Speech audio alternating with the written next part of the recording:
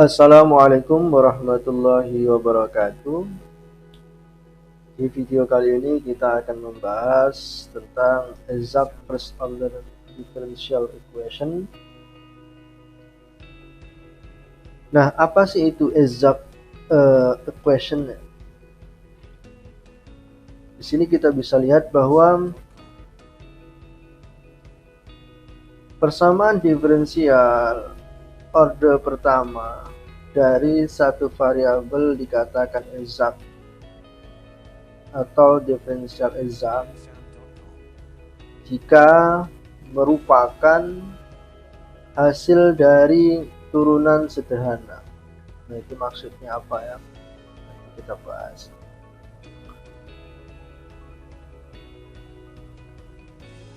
Persamaan diferensial exact itu mempunyai bentuk umum seperti ini.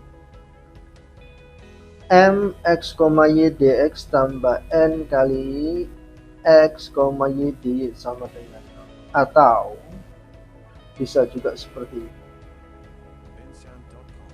dy per dx itu menghasilkan y aksen gitu ya.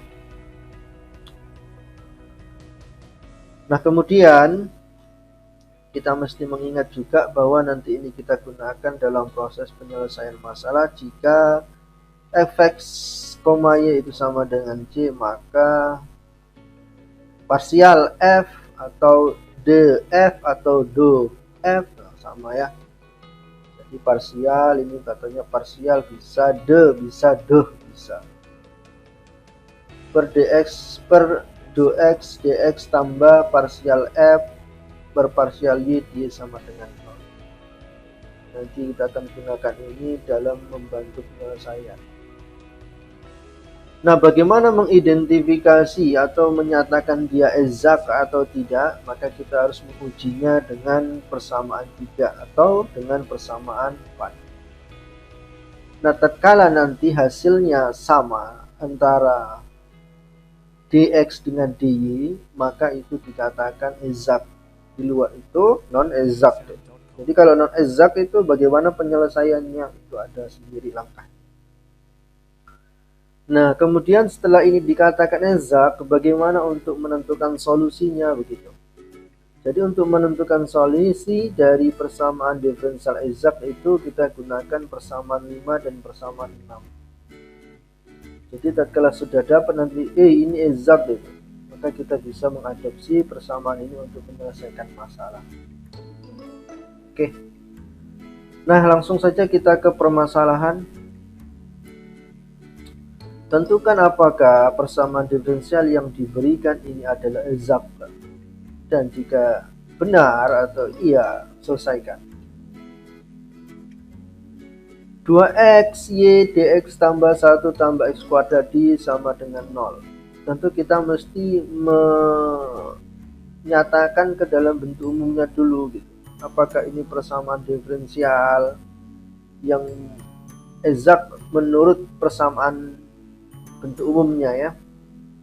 Nah, untuk melihat persamaan bentuk umumnya, kita bisa melihat ini bahwa ternyata yang di sini sudah sama dengan bentuk umum.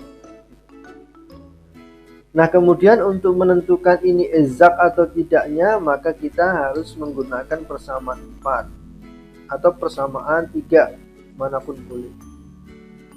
Nah, maknanya apa gitu?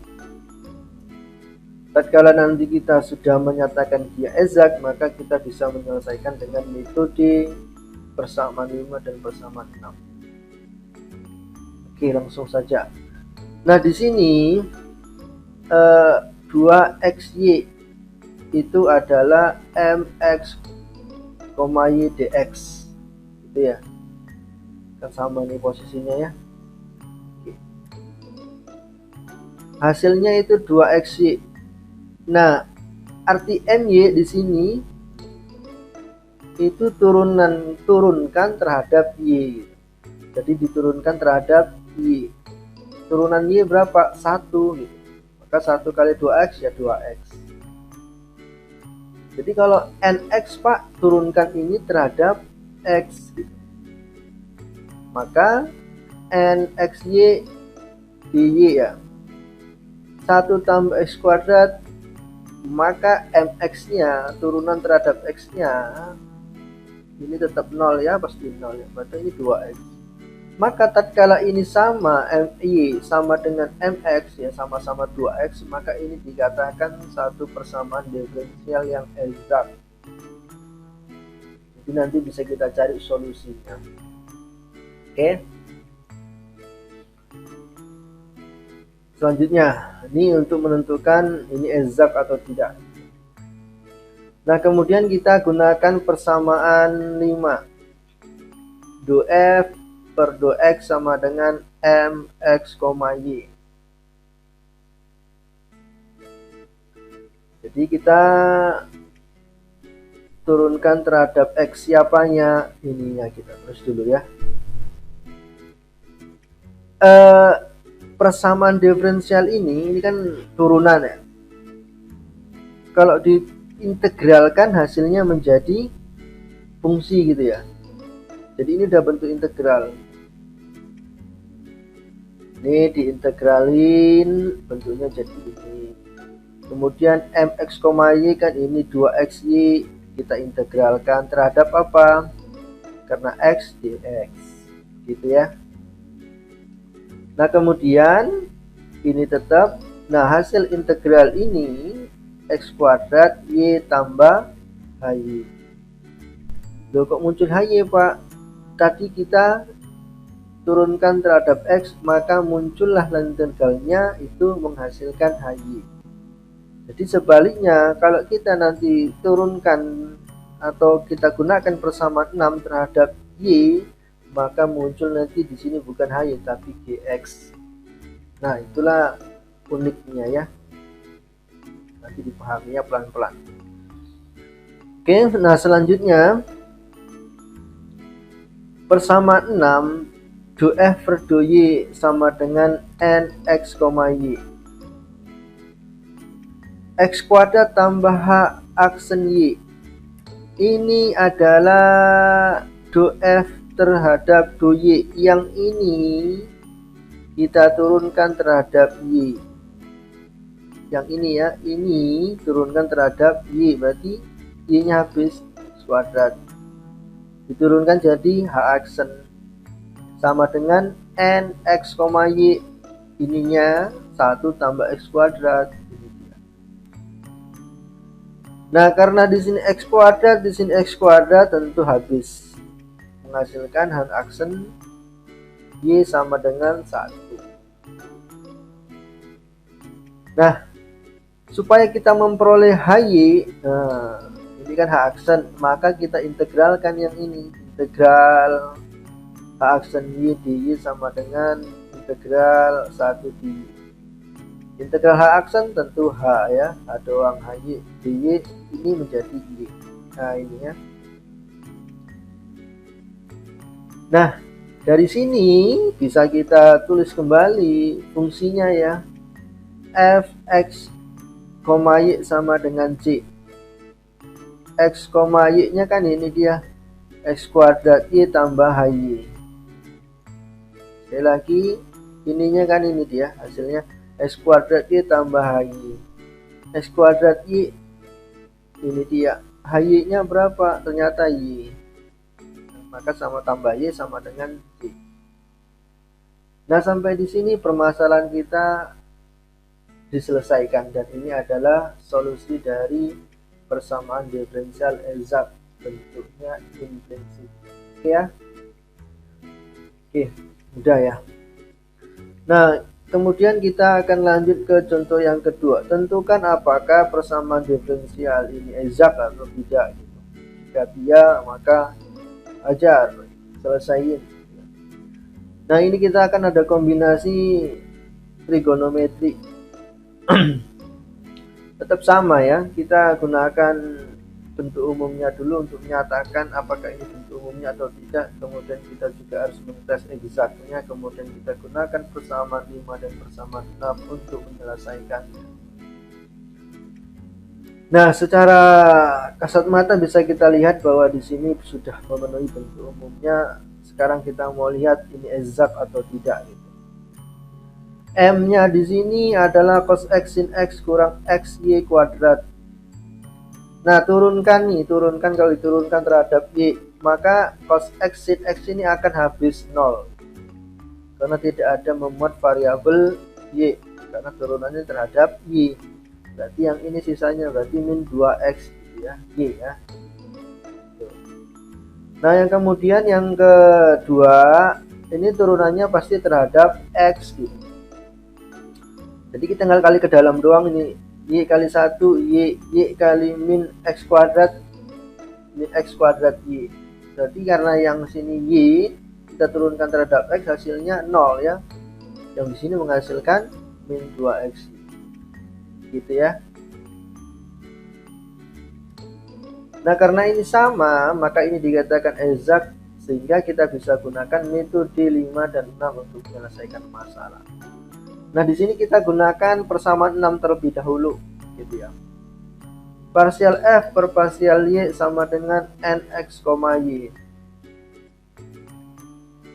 Ingat parsial F, parsial Y.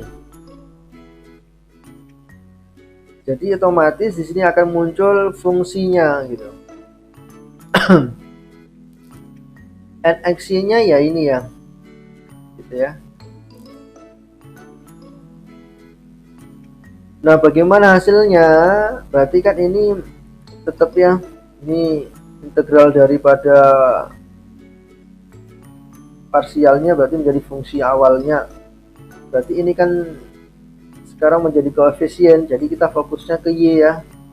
Berarti setengah Y kuadrat tambah GX. Nah, seperti yang saya nyatakan di awal, kalau dia terhadap Y maka muncul GX, kalau terhadap X maka muncul HY. Jadi itu perlu diingat. Nah, kemudian kita gunakan persamaan 5. Parsial F per parsial X sama dengan MX, Y. Nah, seperti permasalahan yang di awal, ini yang ini kita turunin nih terhadap X. Ini semua kita turunin terhadap X. Nah, otomatis kalau ini dikali ke dalam kan 0 hasilnya loh. Kalau terhadap X, maka yang sisanya ini setengah Y kuadrat X kuadrat terhadap X, berarti turunannya yang kita turunkan si X nya, berarti menghasilkan min XY kuadrat. Nah, nanti coba dibuat silih-silihnya. Ini turunannya G aksen X sama dengan hasil dari M X, Y. Mak dia iya, cos X sin X, iya ini dia ya. Oke, nah karena ini sama nilainya, maka bisa kita langsung habiskan, menghasilkan G aksen X cos X sin X, gitu ya. Nah, kemudian kita integralin tuh, integral G aksen X cos X, gimana kira-kira integralnya?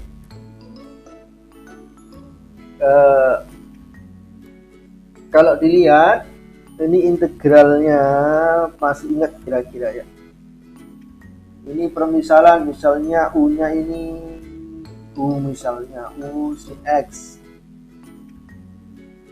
maka DU-nya berapa? Cos X ya, turunannya ya, cos X dx.